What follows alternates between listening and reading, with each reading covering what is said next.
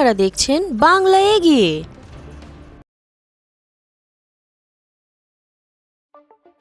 পশ্চিমবাংলার বজবজ মহেশতলার বুকে বাটানগরে পৃথিবীর সবথেকে বড় সরস্বতী 34 নম্বর ওয়ার্ডের পৌরপিতা গোপাল সাহা এক অভূতপূর্ব প্রচেষ্টা।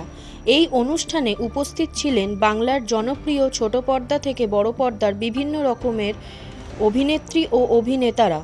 এছাড়াও উপস্থিত ছিল বাটানগরের সমস্ত ওয়ার্ডের পৌরপিতারা এবং পৌরমাতারা। আসুন দেখে নিই ক্যামেরার মাধ্যমে পুজোর ওপেনিংয়ের কিছু মুহূর্ত আর পৌরপিতা কি বলছেন।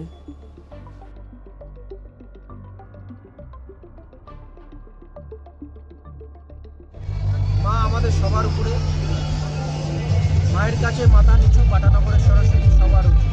আমরা মাকে চেয়েছিলাম যে মাকে আমরা উচ্চতরভাবে দেখব, মাকে আমরা তাদের 111 নির্মাণ করেছি। আমাদের অক্লান্ত পরিশ্রম, সবার অক্লান্ত পরিশ্রম, আমরা মাকে বসে, মাকে আমাদের মনের মধ্যে বসে, মা যেন সবাইকে ভালো রাখে। বলবো আমরা বলেছিলাম আমরা করব, আমরা করে দেখিয়েছি। সবাই বলেছিল পারবো না, আমরা পেরেছি। তাই আপনাদের মাধ্যমে আপনাদের সবাইকে ধন্যবাদ। যত ইউটিউবার এসছে এখানে তাদেরকে ধন্যবাদ, যত নিউজ পেপারগুলো তারা খবর পড়েছে তাদেরকে ধন্যবাদ।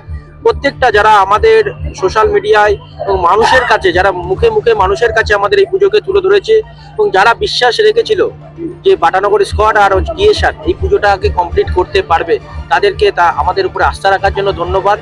অনেক প্রতিকূলতার মধ্যে আমরা কাটিয়েছি, কিন্তু আমরা আজকে ঠাকুরটা উদ্বোধন করলে যারা ভাবছিল এই পুজোটা সম্ভব নয়, এত বড় ঠাকুর করা সম্ভব নয়, আমরা কিন্তু আজকে করে দেখেছি। এটা ভেবে আমাদের খুব ভালো লাগছে।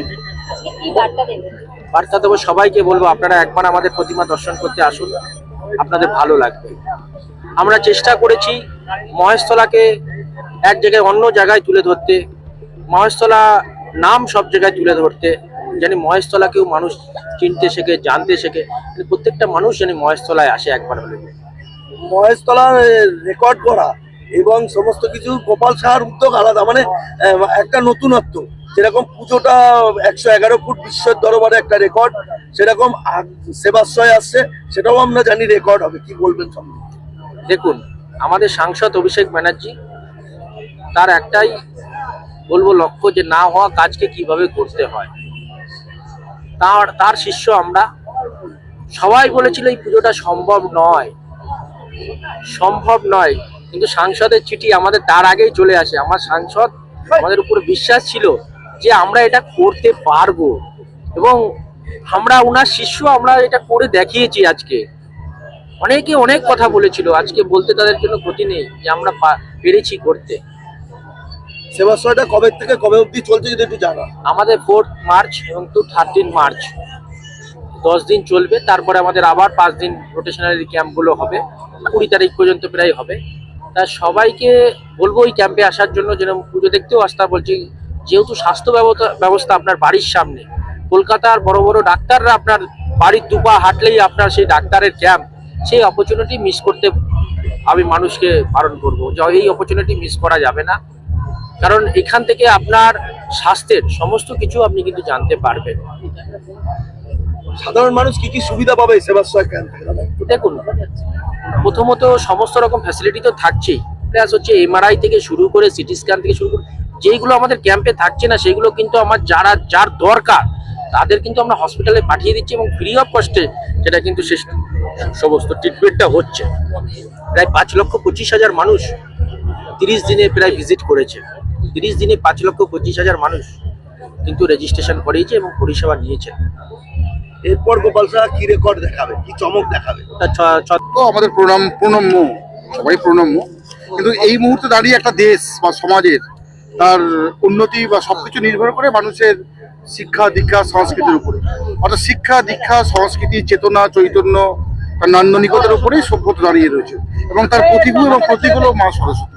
তাকে সর্বোচ্চ জায়গায় উপস্থাপন করার মধ্যে একটা বার্তা, গোপালের একটা বার্তা, যে একটা দেশের শিক্ষা সংস্কৃতি তার নান্দনিকতা সবটাকে সর্বোচ্চ উচ্চে তুলে ধরা। এই মহতি প্রয়াস, এটা সর্বোচ্চ জায়গায় হয়েছে। আমরা খুব আনন্দিত এবং আপ্লুত গোপালের এই মহতি চিন্তা ভাবনা বাস্তব রূপায়ণ করেছে।